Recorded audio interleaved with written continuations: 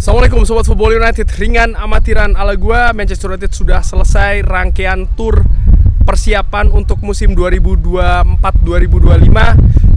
Rangkaian pertandingan-pertandingan yang dilakukan di Amerika Serikat ya, itu merupakan menjadi paket terakhir, katakanlah demikian, dari persiapan untuk musim ini.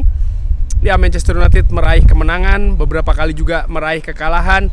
Tapi menurut gua yang terpenting bukan menang ataupun kalah, melainkan pelajaran-pelajaran untuk persiapan untuk hal-hal yang bisa diperbaiki ataupun dilanjutkan atau bahkan dihentikan supaya tidak terjadi ketika Manchester United ini bergerak masuk ke musim yang sebenarnya.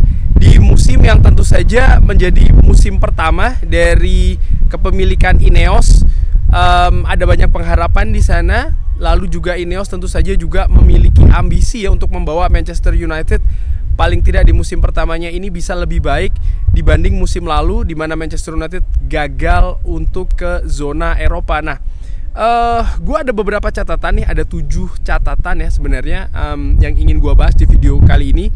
Tentu saja ini merupakan hal yang subjektif dari gue secara ringan amatiran.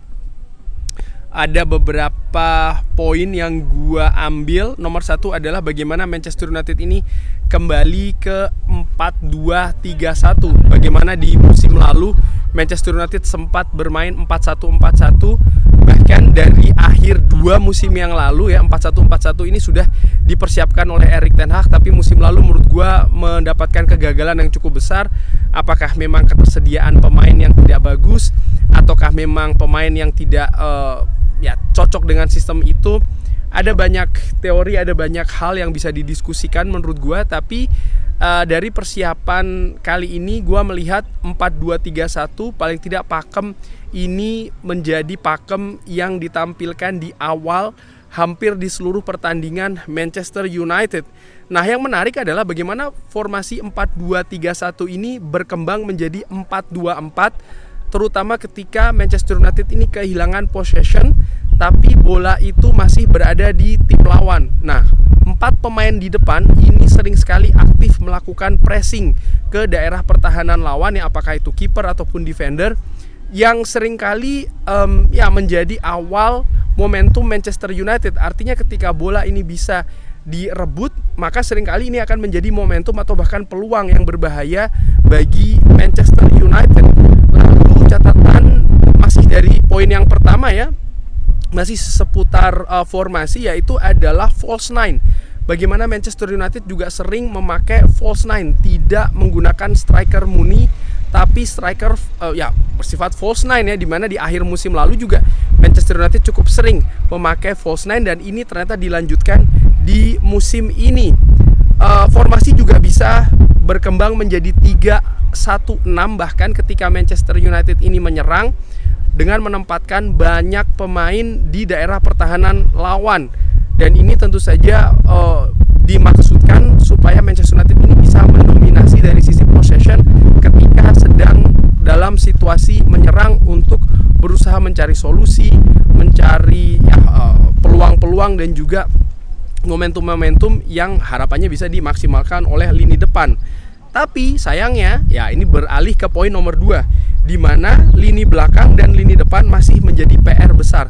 Efektivitas dari lini depan Manchester United gua nilai masih belum bagus ya. Paling terlihat jelas adalah ketika menghadapi Liverpool di pertandingan terakhir, di mana Manchester United sebenarnya memiliki banyak peluang, banyak momentum di sana, tapi gagal untuk dimanfaatkan karena sebagian besar lini depan tidak mampu mengkonversi peluang-peluang yang ada.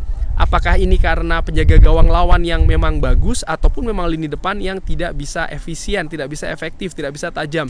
Yang jelas menurut gua ini menjadi PR besar bagi tim kepelatihan Manchester United, terutama tim kepelatihan yang baru, ada Rene Hake dan juga Ruud van Nistelrooy, untuk memperbaiki kualitas lini depannya. Di samping lini depan, gue juga menilai lini belakang ini tidak cukup konsisten. Ada beberapa pertandingan lini belakang tampil bagus, tapi sebagian besar gol yang diderita oleh Manchester United banyak karena kesalahan individu, tidak fokus, tidak konsisten. Dan ini merupakan penyakit lama menurut gua ya, yang ternyata masih belum tuntas untuk dibereskan, dan menurut gue ini harus diselesaikan untuk menghadapi musim ini. Bagaimana punggawa lini belakang Manchester United gue harapkan bisa konsisten ya dalam bermain bagus, dalam menjaga daerahnya, sehingga Manchester United bisa minimal nih dalam menderita gol paling tidak dari kubu lawan. Leny Yoro sudah didatangkan tapi dia cedera. Lisandro Martinez belum bisa memperkuat tim sepanjang preseason ini. Harry Maguire sempat diturunkan di beberapa pertandingan. Kabarnya masih mengincar 1 atau 2 pemain lain untuk lini belakang, karena menurut gue sangat krusial untuk Manchester United ini memperbaiki lini belakangnya, bahkan dengan menambah pemain baru ya. Pemain yang ada saat ini, terutama ketika Leny Yoro ini cedera, menurut gue tidak cukup kualitasnya untuk memberikan rasa aman ya, menghasilkan kesulitan katakanlah demikian untuk lini belakang Manchester United. Jadi lini depan, lini belakang masih menjadi PR besar, dan lini tengah pun juga menurut gue masih butuh perbaikan. Ada Kobbie Collier, mungkin ada Kobbie Mainoo tentu saja, dan Bruno Fernandes, tapi bagaimana kedalaman di lini tengah menurut gue ini masih harus diperbaiki. Casemiro masih menyisakan tanda tanya, walaupun gue berpikir atau melihat ya dari penampilan terakhir di preseason ini ada peningkatan jika dibandingkan musim lalu misalnya, tapi secara keseluruhan masih belum konsisten ya permainan kualitas yang ditunjukkan oleh Casemiro. Lalu poin nomor 3, Amad Diallo menjanjikan. Lini serang bagian kanan menurut gue ini cukup melegakan ya, dimana Amad Diallo tampil luar biasa sepanjang preseason, tapi ada juga beberapa pertandingan dia macet nih. Nah ketika itu Manchester United belum bisa menghasilkan solusi lain. Pemain seperti Anthony atau bahkan Rashford ya masih belum bisa memberikan solusi katakanlah demikian. Tentu saja masih ada pemain seperti Garnacho misalnya yang masih belum memperkuat tim, yang diharapkan bisa menambah kualitas ketika nanti bergabung bersama skuad Manchester United. Lalu poin nomor 4, tanpa Bruno Fernandes ternyata pengaruhnya masih cukup besar. Ada beberapa pemain yang ditambahkan oleh Erik ten Hag untuk mengganti Bruno Fernandes yang belum bisa memperkuat Manchester United di preseason, tapi kualitasnya berbeda, gaya permainannya berbeda, visinya juga berbeda, sehingga Bruno Fernandes menurut gua masih sangat tidak tergantikan di skuad Manchester United. Lalu poin nomor 5 adalah posisi baru bagi Jadon Sancho, di mana sempat dipasang di kanan, dia inginnya di kiri. Ternyata Erik ten Hag memilih untuk menempatkan Jadon Sancho sebagai salah satu solusi false nine, dan ini sudah dibenarkan, dikonfirmasi oleh Erik ten Hag ya di salah satu konferensi persnya. Jadi akan ada posisi baru nih bagi Jadon Sancho, nomor 6, kedalaman skuad yang mengkhawatirkan ya.